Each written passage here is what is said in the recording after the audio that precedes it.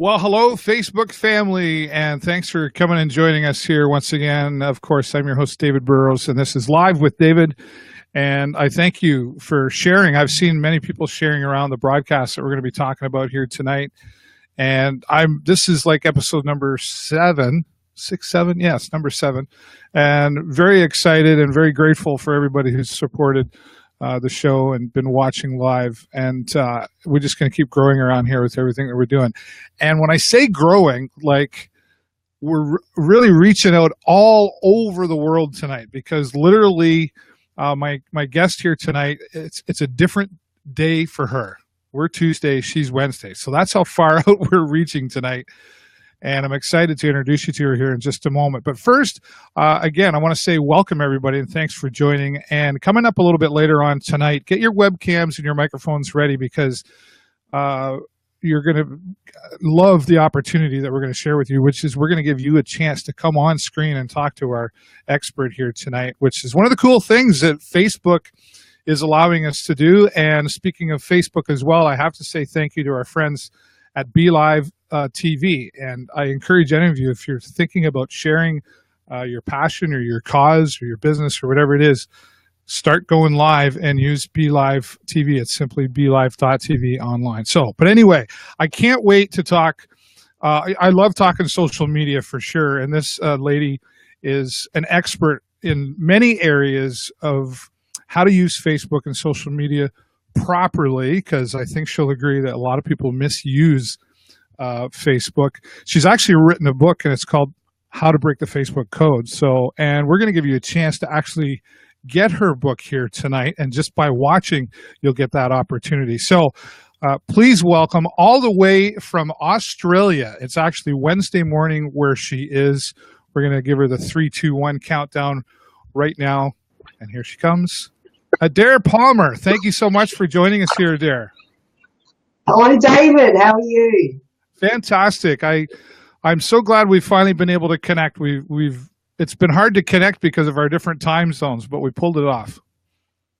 I think it's awesome. I've got lots of people in the US that I follow and love hooking into their live streams, but I have to get up most times at 4:30 in the morning to connect. So you're actually doing it at a very respectable hour. Thank you, David. I appreciate that. You're welcome. And quite honestly, when I decided to start the show, I knew I'd be reaching out all over the world. I was trying to kind of figure out what would be kind of a neutral time that could likely work for everybody, and that was part of it. So I appreciate you taking the time. So it's about 9:30 in the morning where you're at right now?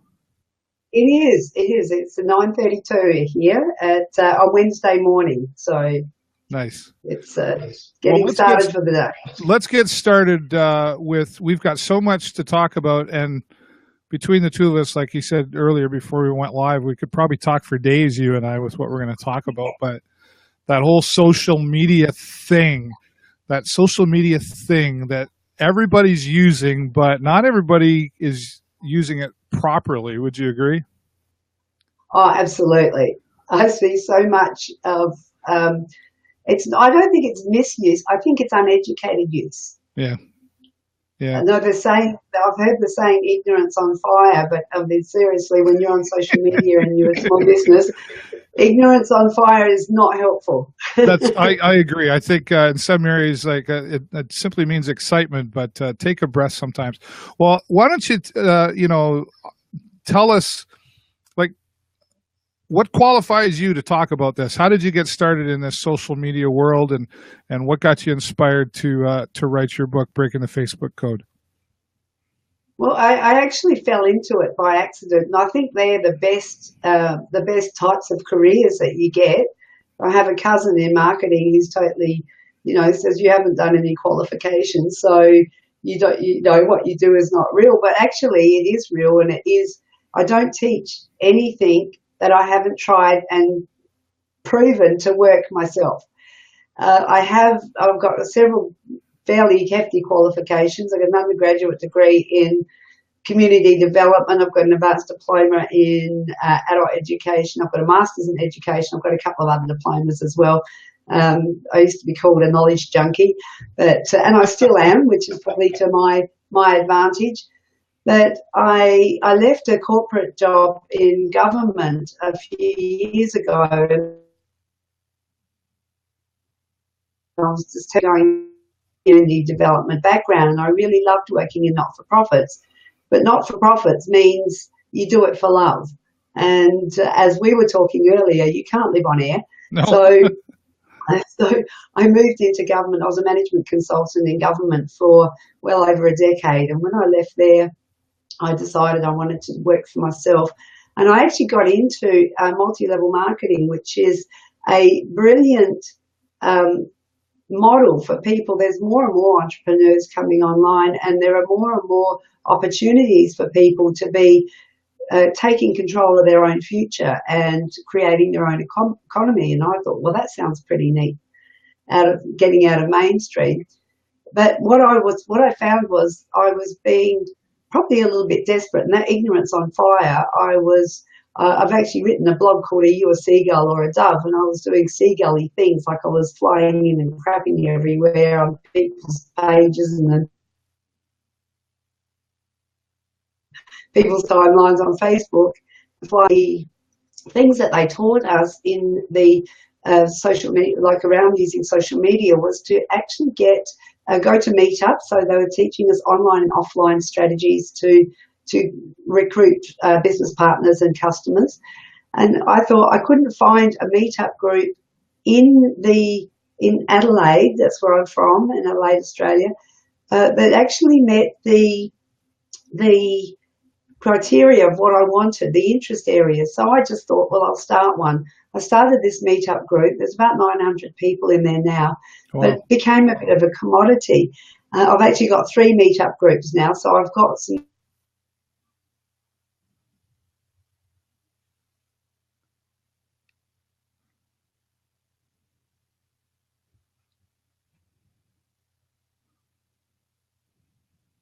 gents advertise to your meetup group. You can come and do the hypnotherapy certification training for free. And I'm going, being the knowledge junkie I am, hell yeah. Yeah, sign me up. So I did the training. I didn't even know what hypnotherapy was, but it was free training. And I loved it. And I started practicing hypnotherapy and went on to do master practitioner of NLP. My family's all done it. My husband and my son are now doing life coaching. So it looks like my son is 15. He'll be Australia's youngest life coach at the end of the year. He'll have his diploma. So that's all that side of it, and that's still happening. But the other offshoot of that, which is very much fast overtaking what I'm the hypnotherapy, is that I had people saying to me, "How do you get your clients? How do you attract you?" I am on other social media platforms, but Facebook was just it's brilliant for connecting. And so I had one guy, his name's Peter. Hello, Peter. He said, "Will you show me?" And he worked a 9-day fortnight. And so he said, "I'll come over to your place on the fortnight that I'm not working on the Friday, and I'll pay you to teach me." And so all of last year, I ran workshops teaching small business owners, predominantly hypnotherapists, NLP practitioners. I worked with Reiki healers and energy healers, people in the alternative healing modalities mainly, sharing with them what I do to attract clients using Facebook. But what happened was my dining room table, because I figured that if I could teach one, I could teach 2, and if 2 were prepared to pay me to teach them, maybe 4. But I capped it at 6 because my dining table's not that big. So right. I had some coaching at the end of last year. Amazing guy called Peter Border, and he does Peter Border coaching. Don't mind me giving some plugs. I hope you don't mind. He is fantastic, and he helped me restructure my thoughts around what I was doing in the social media, that I wouldn't teach around my dining room table anymore. So I now do workshops outside. I'm doing bi-monthly workshops around Adelaide, so I'm definitely engaging locally, but also connecting with people internationally. So it's like think globally, act locally. So that's sort of where I started. And the demand for this is so big. There's people that just want to know. They go, I've got this tool here, Facebook that I can use. I don't know how to use it, or it's not working for me. I'm doing all this time, putting time and effort into it, but nothing's coming back. So it's all around using what I do in my hypnotherapy business, and I don't teach anything that I haven't done myself. So that's sort of how I came to be where I am today. That's an interesting story to, I think there's a lot of just kind of going for it in what you're talking there. And, I know we talked before the camera started that, it's actually growing your own confidence to be able to help other people and to share with them. I'll just say to our audience that's watching, I've just put out a link on the comments page for you to, if you want to join us here on the broadcast, wherever you're watching from. I know we've shared this broadcast in many different areas, but the only way we'll see your comments and be able to have you come on is if you go to our Facebook page, the Video Show Network, and share your comments. And the link is out there now that if you want to join us here in the broadcast, you're welcome to do that. And also, I know one of the frustrations we will have, and we've already had it a little bit, is that the internet in Australia isn't the greatest in the world, is it? No, it's not the worst, but it's not and some people have got like better access than others. So yeah, we were 3 days away from getting it, but it's still coming. So I appreciate your patience if I'm freezing up and if it's not flowing smoothly, but it's not something we have a lot of control over at this point. We can still hear you, so that's the bottom line. And awesome. I look at your book, and you say a simple 10-step process. A simple 10-step process. Yes. What would you say out of all those steps, and we'll go through them if you like, but what would you say is the biggest problem for people not having proper success? Is it the fear factor, or is it that ignorance on fire, or what's the biggest obstacle what's the worst thing people are doing on social media that they shouldn't be doing? Well, when I teach this, I teach the very first thing I talk about is mindset. Right. And most people, I find, will spend hours and hours in the news feed.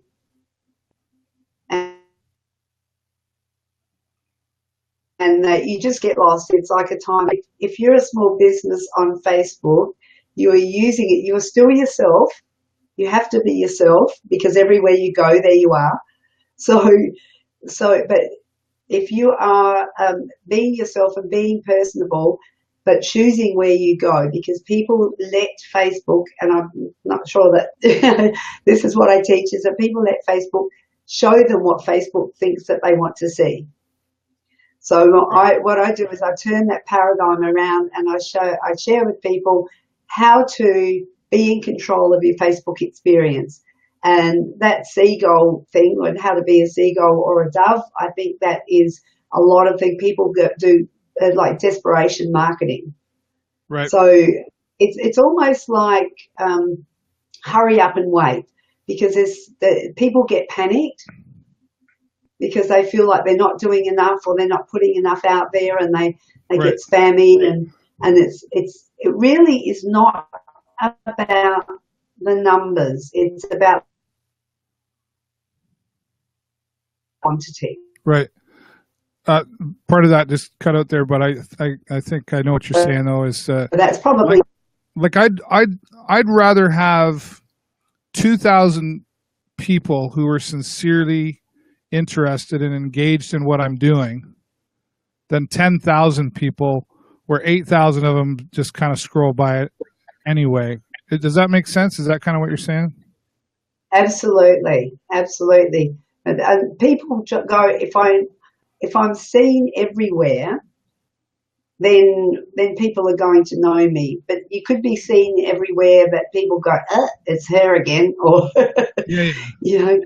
because that whole adding value.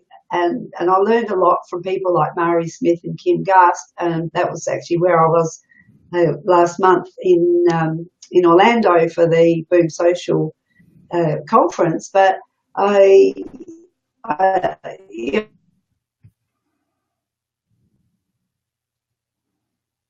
the background that I have, it's around networking and it's around bringing people together and building communities on Facebook, and anyone in any business can do it. Right.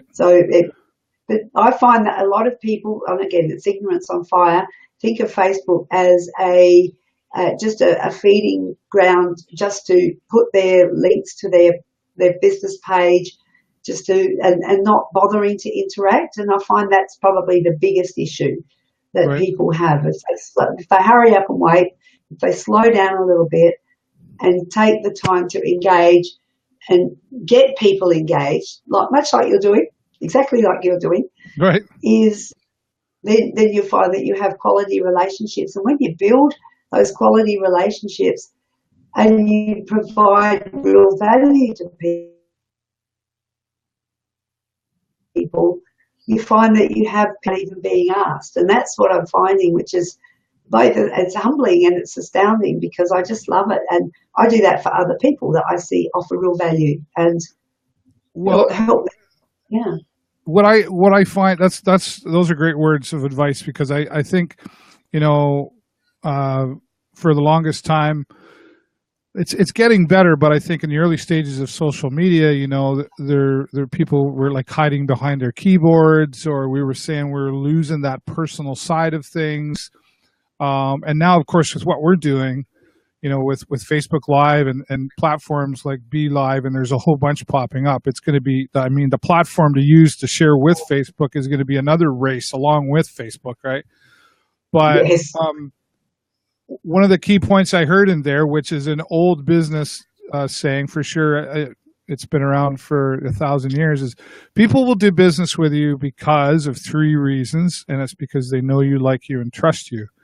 And now with Yes. what we're doing here, I think we've still got a long ways to go, but is it fair to say that people are getting a little more comfortable with social media? And, you and I are a really good example. We've never met, but we've talked online. We've established a rapport and a relationship with each other. And I know my fiance laughs when I'm texting people or whatever. She's like, "Who are you talking to?" I'm like, "Oh, this lady in Australia, right?" She's like, "What? Oh, really?" It's not the guy down the street that I just met who has a local business. It's the planet has become one small city now. Would you agree with that? I would totally agree with that. And I do believe that if Facebook was a country, it would be the largest country on the planet. Yeah. Go ahead. I was just going to say, when I was in Orlando, I would love to share a story with you. I had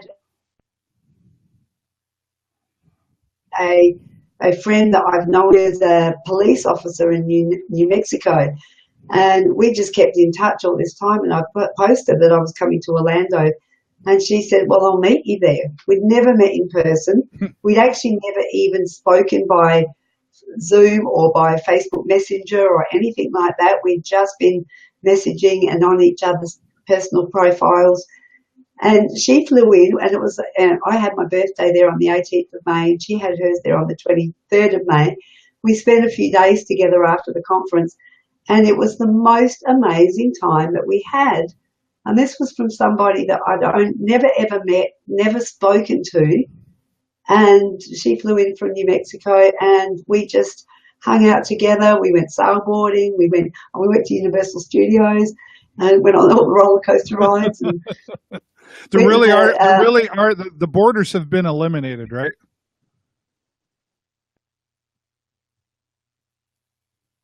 There are no, because we'd had that opportunity to get to know each other. Yeah, yeah.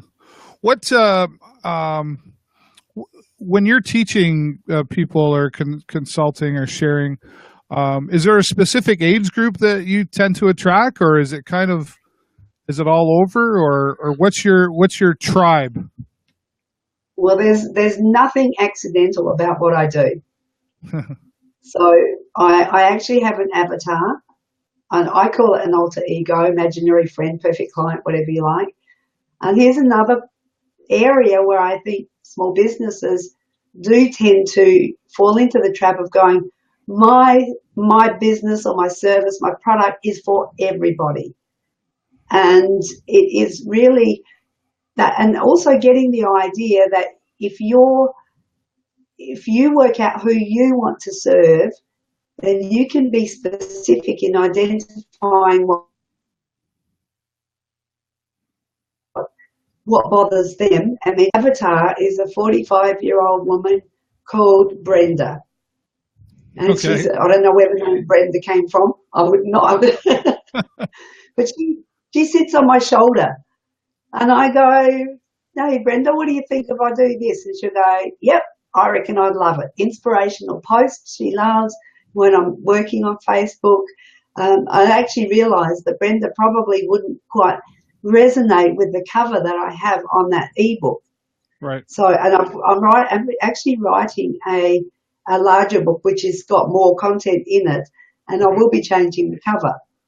Nice. So, because Brenda said, I'm in that alternative, because my niche is people who are in alternative healing modalities. So, right. and they're more into lotus flowers and stuff like that. So I've made a bit of an error with that one, because I didn't ask Brenda, but what I do, then it will be tailored specifically to speak their language, to be what that person. So I speak to one person. Pardon me. I just want to talk about the book for a minute. Yes. I have a lot of ideas in my head and things that I want to put down, and I'm not one of my friends who's a professional journalist saw me make some attempts at writing, and he said, David, you really shouldn't do that. And me being me, I said, well, I'm not a quitter, but I know when I'm beat, right? So, can you help people write books and that type of thing too? Can you assist somebody in doing what you've done with like when you created your, breaking the Facebook code? Could you help somebody like me do that? Absolutely, I could, and I can do it in an hour. Oh wow, now that's a challenge. Yeah, I'm not sure you know what you just signed up for. Well, it is a two-way street. I can give you information, but you need to act on it. Right. Okay. Fair enough. So that's something else that you do. Then you're helping people put their thoughts down, and then you help me market that, or how do I? What else do you contribute to that? Well, there's a very definite structure to doing it, and I have to acknowledge Kerwin Ray from we went to a masterclass with him, and he issued the challenge to do this book in an hour. And I actually did it and had it produced from go to woe. It took about 6 hours, but that's actually doing a whole heap of stuff and then getting it up on my Facebook business page. Right. So, but actually putting it together, writing the whole thing took an hour. So the purpose of an ebook is and I realized the marketing funnel. So as I'm learning, as I'm doing it, I'm teaching others as well. So it is something that it's like the giveaway, that you can use your knowledge and your expertise and put it into this format. The ebook just really doesn't need to be any longer than 10 or 15 pages. Right. And honestly, like nowadays, does that kind of coincide with how quick of a society we are, that I don't want to read a really thick book? Just get right to the point with me and give me the info. Well, there is that, but the other side of it is you can give people I've given people actionable tips in the book, but some people will look at it and go, well, that's not for me. They don't have to wade through reams and reams of information. Right. Some people can look at it and go, okay, well then I can do that, I can do that, I can do that, and I need some more help. And other people will appear, and then they'll reach out and they'll say, how can you help me? Can I come to a workshop, or can I go, because I run online courses as well. So and then they can tap in. So it's like the top of the marketing funnel, and it's really useful information, but it's in bite-sized pieces, and some people and different people will deal with it differently depending on their level of expertise and level of desire as well. Right. So for those of you who are watching, and I've seen different viewers joining, I'll just say again, welcome. And we're talking with Facebook social media expert Adair Palmer. She is in Australia. It's Wednesday where she's at. And so we're having a nice conversation kind of about some do's and don'ts, mostly do's on Facebook. And she's written a book called Breaking the Facebook Code. And Adair, you're going to share a copy of this with people. Is that what we can do here tonight? Yeah, absolutely. There is a free downloadable book. I've popped you through a bit.ly link. I don't know if you've got that. If people want to, well, it's on your. I know it's on your website. So I think if people go to your website, there's a link there as well to get the book. Actually, I've got that on my website. There is a tool. People are welcome to have that as well. I've developed a tool called a health checklist. Now, what I've done when I was starting out and I was looking at people's business pages, and I've actually reviewed hundreds of people's business pages, and through doing that, I've made notes, and I've gone through and I've gone, okay, how can this be of use to people to be able to do reviews on their own business pages without my input? So right. that is actually, it's on my Facebook page, and it's also on my website. It's called the Health Checklist for your business page. You're welcome to download that, and you can just measure your own page, see what you're doing that you're rocking at, and see what you're doing that you can improve on for that. So that's a really useful resource as well. Yeah, I'll have to check that out. I missed that. Out of all the hundreds and hundreds of pages that you've looked at, do you see a common factor of error? Absolutely. Yeah, absolutely. There's probably two main things. The first one is people, and because I said before my niche is people in hypnotherapy, alternative healing modalities, the biggest one I see is people use a lotus flower for their profile picture. And to which I respond, I don't want to be massaged by a lotus flower, thank you. Yeah, right.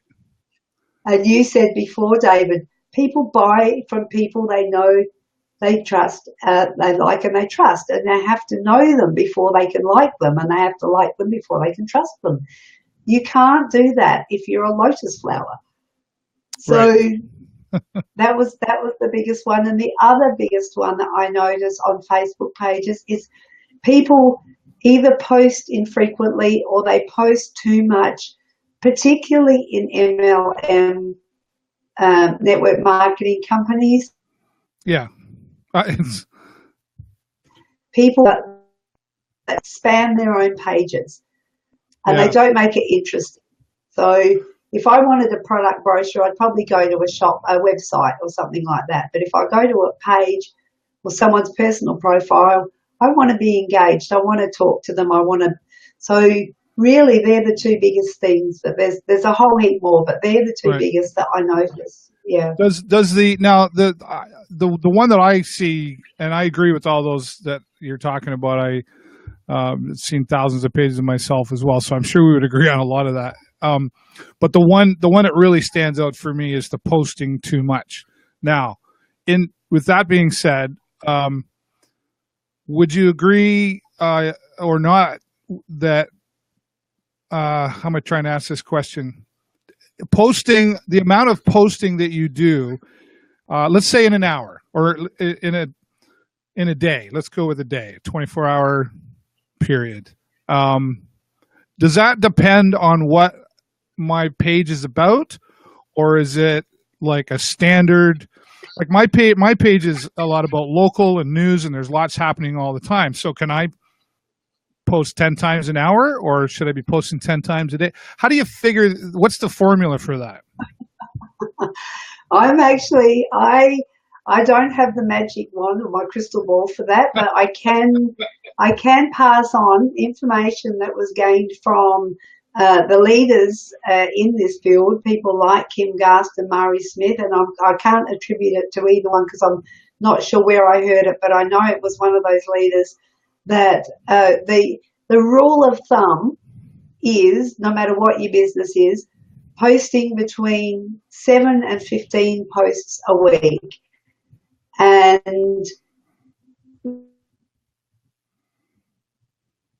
when you would post, so most of the posts would be great content, adding value, doing things, inspirational posts, things that would engage people, and then you would do a promotional post about every 7th post. So if you're doing 7 posts a week, then you would do 1 promotional post. If you're doing 15 posts a week, you would do 2. So I think with the algorithm changes, I don't believe that more is better. Right. I believe that more energy, more connection, more engagement is better. The people that have the expectation that if they flood their news feed on their page, and the more that people, Facebook will show it to their fans, but that's not the case. Yeah. You really actually have to roll up your sleeves. You have to dig in, and you got to eyeball people. Yeah, and at the end of the day too, like, and I know, and if I'm not even sure who's watching, if some of my friends are watching, they'll agree with this. When I began all of what I'm doing, they were like, I had to unfollow you, David, because you were like posting way too much in my notifications. And I still, well, some of my buddies still tease me of that, but I have to be careful myself because as a media, because what I do is media promoting what's going on in my community. I could be posting if I wanted to, like 10 times an hour, and I'm not selling anything, right? I'm not putting in your face, buy my product. I'm just sharing information, and that's what I promote. But it's interesting, because I've always looked for that balance as to, I want the numbers, right? I think do we worry too much about those numbers? I mean, obviously we got to reach people, but we want to reach people effectively, right? Not like I said earlier, if you're not interested in what I'm putting out there, I don't want you to see it, because any more than you're not interested, I'm not really interested in you because it doesn't benefit me. That sounds a little selfish, but that's really we play the numbers game a little too much, perhaps. I think it's a perfect approach. If you say that you're not interested in what I have, then I'm not interested in you, because it's with 1.94 billion people, I believe now, on Facebook. You never run out. You don't need to waste time with people who aren't your tribe. Yes. It's you want. And here's Joe from Rebel Web Solutions saying, engage, enlighten, empower. Beautiful. Love your stuff, Joe. Hello, Joe. Thanks for joining us. And so, this Joe fella, can we talk him into joining us in the broadcast here, perhaps, Joe? And anybody who's watching, if you've got your webcam and your microphone ready, please join us. And if you know Adair Palmer, please join us and come in and brag about her, right? Because I already know she's doing great things with what she's doing. So, Joe, we would welcome you and anybody who would like to come in. Please do so. Yeah, that would be awesome. It'd be cool. So this is sorry, I am trying to multitask. I'm a man. I can only do one thing at a time. You're doing that one thing very well. So. The one factor aside that comes next for me, aside from the posting too much, is I guess when we have a product or a service that we're selling, and I used earlier with you the example of shoes, right? Yes. People tend to go on their Facebook page, and we have shoes on sale today for $9.99, or hamburgers on sale for this is the special of the day.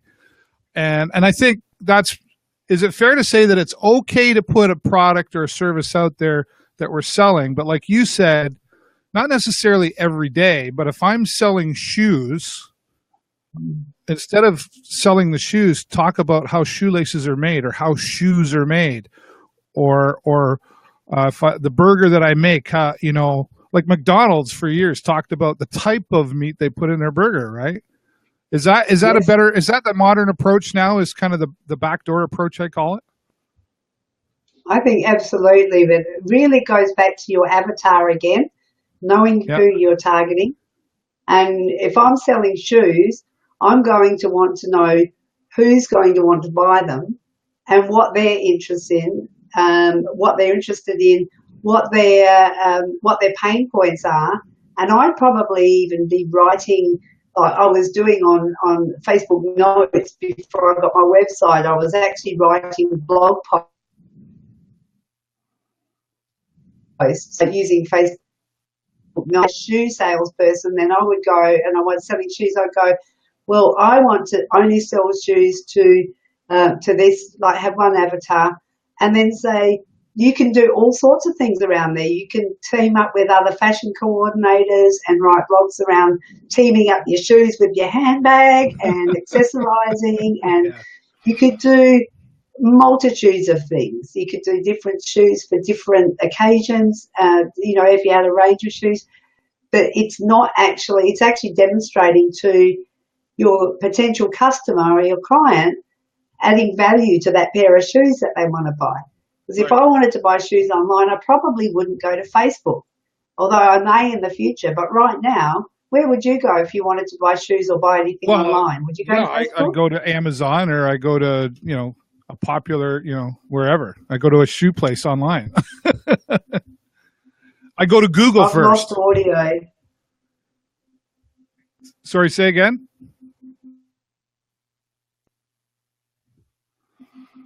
Uh-oh.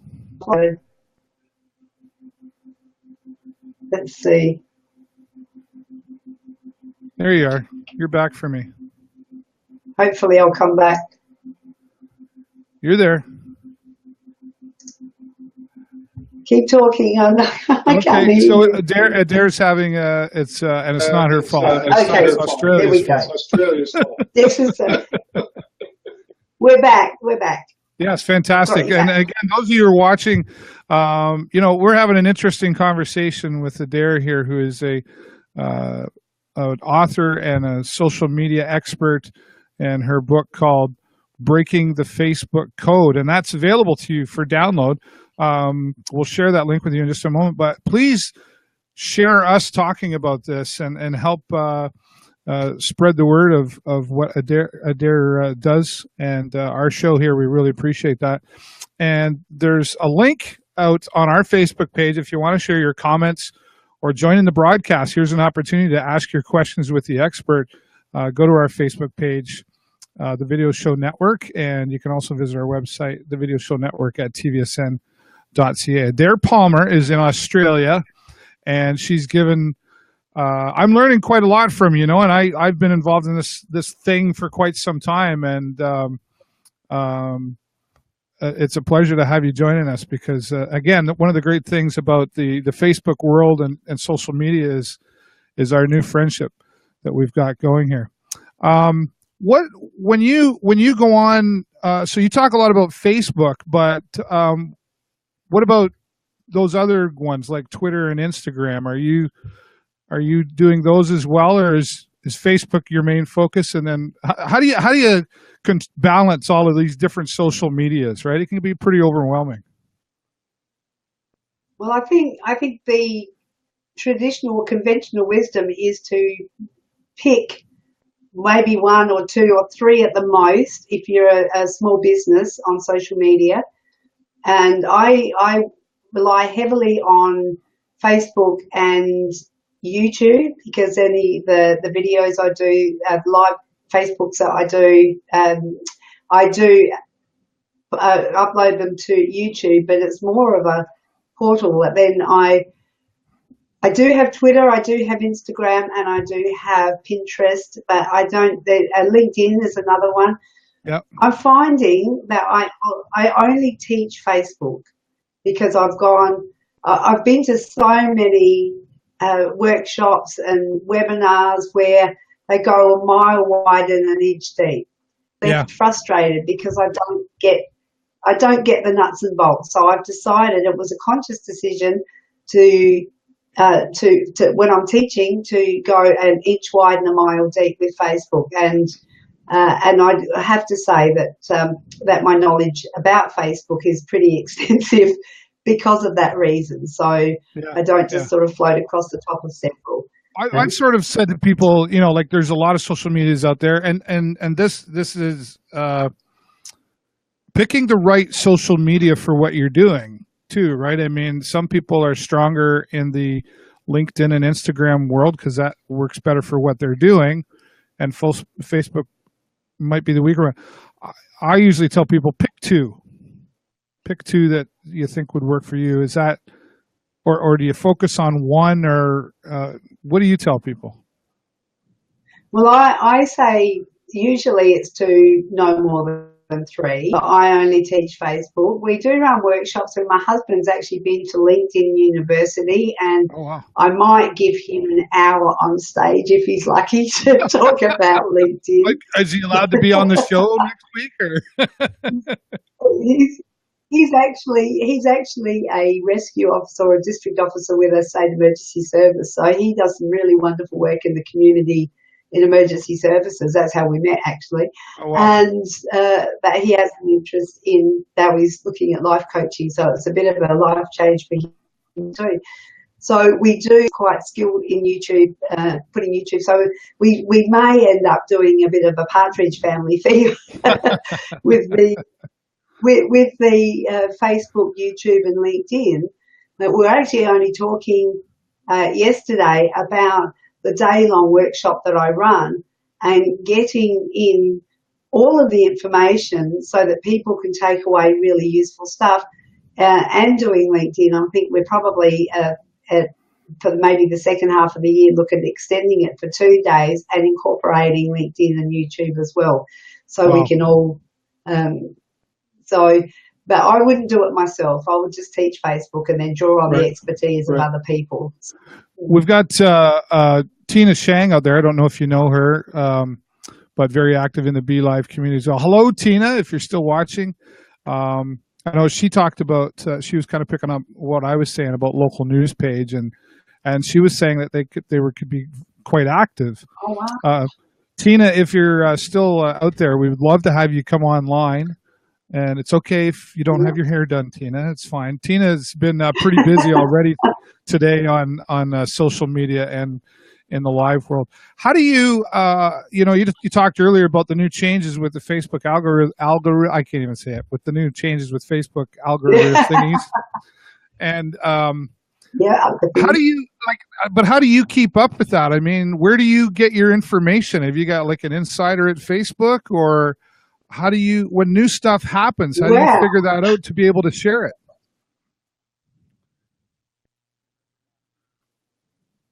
Zuckerberg, I got really excited. I thought, wow, 6 degrees of separation by us. It's only 1.5. But I saw him at Christmas time, but he wasn't really willing to give me a personal introduction to Zuck. So that avenue's been cut off. Well, you got closer than most. Well, yes, I was at 1.5 degrees. But I am a member of some inner circles of people who do have the connections. People like Mari Smith. Now she was engaged by Facebook to teach small businesses how to manage their businesses on Facebook, and I think it was around the US, hook into the Facebook newsroom, and when I don't sleep, I just sit on Facebook all day. I get that. I don't sleep either. Like, when do you sleep? I'm like, when everybody else is sleeping, I'm up. So I'm hungry for information, and I read a Social Media Examiner. They've got some really good stuff, So I'm always making sure that I'm across, because people who are doing, especially in my niche, they're not wanting to read all the articles or listen to all the live or the podcasts or that type of thing. So I make it my business to engage in that stuff, and then I sometimes interpret what that might mean, but I also make a qualifier and say, look, I don't know what this means. Right. But this is what I think. It's like with the Facebook Live and with this, we're looking at where it's going to end up. But seriously, folks, we've got to do this. Yeah. We just try it.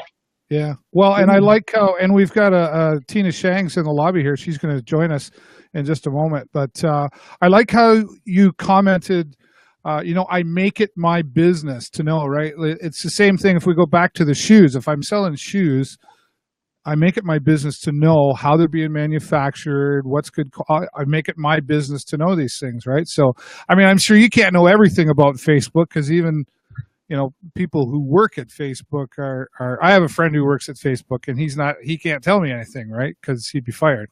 So there's, obviously that, but obviously this is what you do. So that's why, you make it your business. So Tina Shang's out there, and I think she's looking. I know before she got in front of the camera, she went and did her hair. Yeah, go Tina. She's like, he said something about my hair. Now I gotta. Okay, here we go. I'm multitasking. We're gonna bring Tina in here. She's coming here in just a second. There she is, the lovely Tina Shang. Hello, Tina. Hey, hello. Thanks for having me on. Thanks for joining us. I appreciate you taking time to watch the broadcast here tonight, and I know you've got a lot that you can bring to this conversation. So, do you two know each other? We do not. No. Okay, so lovely to meet you.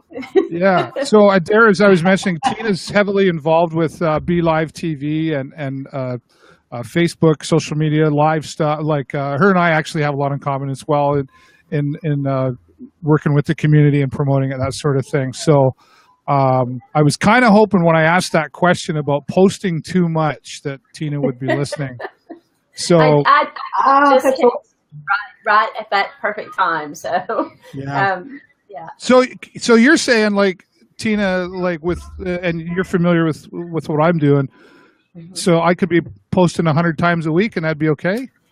We posted insane amounts of time. I would guarantee you there wasn't a day past it when we were active. Now, we did this full time for a while, and I'm not doing it full time anymore, so we don't post as often. Right. But when we were out covering the news every single day, and we covered news and events, we would post 10, 15 times a day easy without without even thinking about it. And we never had people drop off because of that. And our engagement was crazy. At the height of this, our numbers averaged 200,000. Yeah. That was our reach, and our engagement hovered around 50 or 60,000. Okay. But is it fair to say, though, the difference and compared to like what Adair's talking about is you're not selling a product or a service, you're informing, right? Kind of like your local radio station, right? Absolutely. So people want it. Depends on your business, for sure. Yeah. But would you agree? Are you going to agree with her, Adair, or do you disagree with what she's saying? Oh, no, I absolutely agree and totally agree. And like I said, my niche is in definitely one specific area. Well, and I was talking to a girl yesterday who's coming to the workshop on Saturday, and she said she wants to bring her husband who's in real estate. And I actually said to her, I think the industries like real estate and perhaps plumbing and other ones where there are a service, they probably would, real estate I think would benefit better from maybe looking closely at Facebook ads. Yes. Rather than building a community. I teach people to build communities and build tribes. So they can do that, but there are other strategies for different types of industries. And I think it's totally appropriate for what you're doing. Yeah. Right. But again, that's a you're selling something directly. whereas you still have to use Facebook for that relationship thing, right? But then there's a point of, especially real estate, it's more local, right? I'm going to go out the door and have that belly-to-belly business with you. But I agree with what you're saying about the real estate thing, though. I think there's not enough people in real estate taking advantage of using Facebook the right way. And it doesn't have to be, here's my open house, every single day. But what to look for when buying a house, or how to prepare your house when you're getting ready to sell it. Value, right? It has to offer value. Yeah. And I sorry, go ahead, Tina. I was going to say with the so I work a lot with funeral homes, and so I'm going to make a comparison here with funeral homes and real estate. The one thing you don't want to do is fill your feed up with just obituaries or just house listings.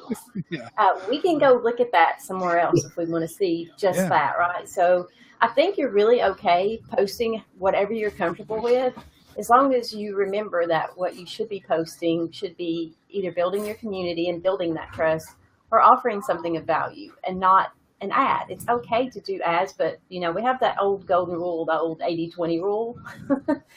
So if you're going to do outright advertising, then stick to that rule. But we have a funeral home, and it's actually our funeral home page that performs the best, is the one that has really their team is really active with our team, and they easily post anywhere from probably 7 to 10 posts a day, and it has the highest numbers in terms of engagement and reach. But that keyword, reach, we talked earlier, I don't know if you heard us about numbers. We all get concerned about the numbers, but I'm more concerned about the engagement numbers. Their engagement is high because what they're posting is community related. So as an example, one of the last things I saw them post was an Elvis impersonator that was performing somewhere in the community. So, so they're really, so. Which you're right. So, what they're selling there is the relationship as to so where I live, there's 73,000 people. So, there's 250 real estate agents. Right. I can go walk out the door and I can find any real estate, but why do I want to, why you? Because that person's at the top of your mind, because you've been seeing them and building a relationship with them online. So when you decide that you want to buy a home, that's the person that comes to mind. But I also like the fact that, when you say how the funeral homes, promoting their community, it almost makes me want to say, well, it says something about them. Like they care about their community, or they're showing their values, and that's who I want to deal with. That for me, right? So. And funeral homes have always been a community business. I mean, the way that I even got involved with doing Joe's being silly. Sorry. I've heard all of it. but the way that I got involved with doing social media in the funeral home industry is, as a journalist, I was covering events. I was always out at events. Yeah. And the person that was always at the same events that I was at in the community was a gentleman that worked with one of the funeral homes. And so we struck up a friendship, and then we became business partners in doing this social media consulting for funeral homes. And you actually, and Adair, I'm going to come back to you in just a second. I've got some more questions for you. Live streaming funeral services. And when I first saw you guys do that and talk about that, I remember thinking about that here in my town, and a couple of people said, "Oh my God, that's morbid," but it's not, because it's okay. I'm not going to make this as a joke, but it's like a wedding. It's a ceremony of life that not everybody can attend. Celebration of life, really, and absolutely, people can't attend. People are shut-ins. People live out of the state, out of the country, for whatever reason they can't be there. And so it's not like those services are being live streamed to the business page. They're generally live streamed to a private access, so people that know the family can come in and view. Yeah, there's confidentiality involved.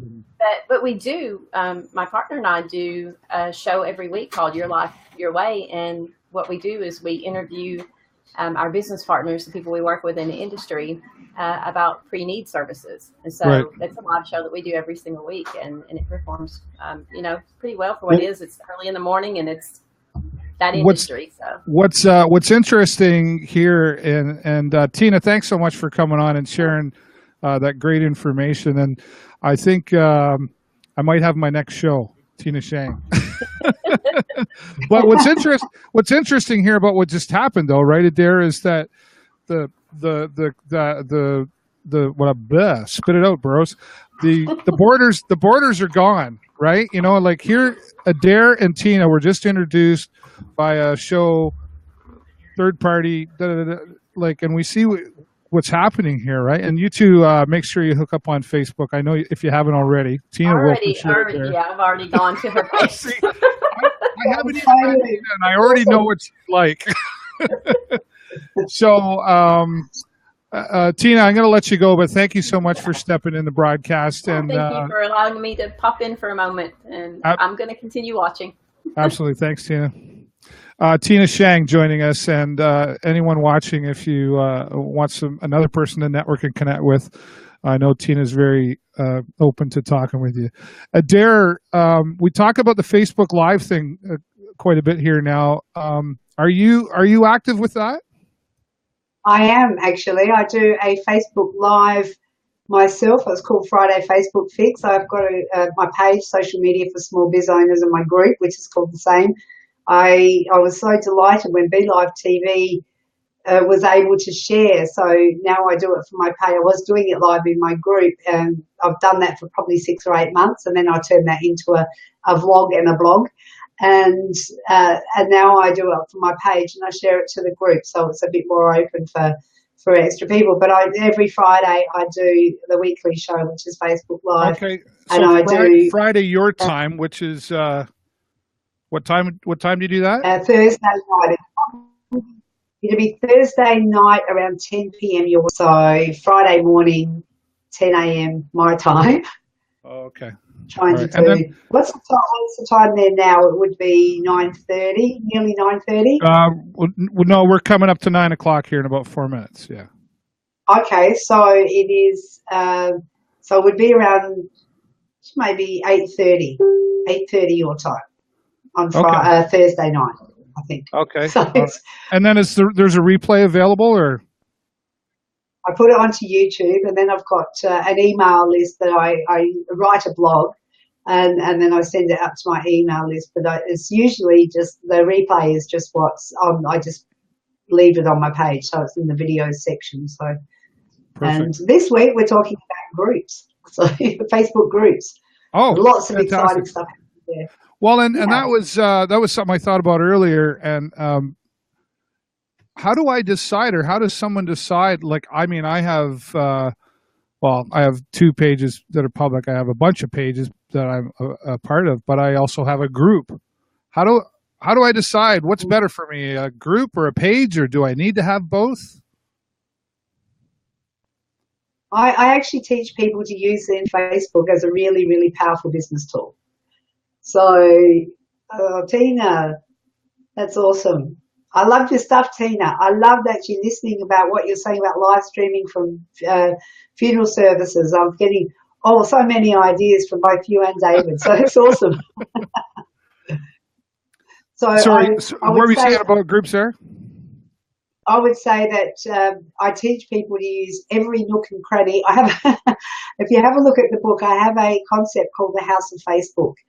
And if you consider that your personal profile is the passageway, it's the only way in and out of the house, and your rooms of Facebook you've got your business page room, your groups, events, instant articles, games, although I don't tell people if you're in a business.